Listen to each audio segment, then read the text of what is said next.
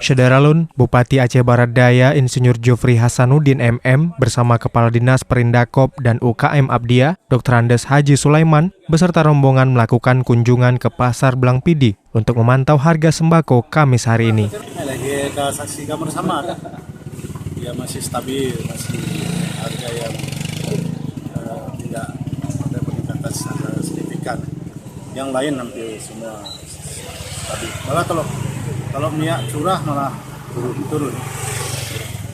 Tapi kalau minyak makan itu katanya... Dalam kunjungan itu, Jofri Hasanuddin menemukan sejumlah barang bukti gula pasir, telur, dan sejumlah bahan pokok lainnya mengalami kenaikan mencapai 15% dari harga sebelum bulan Ramadan.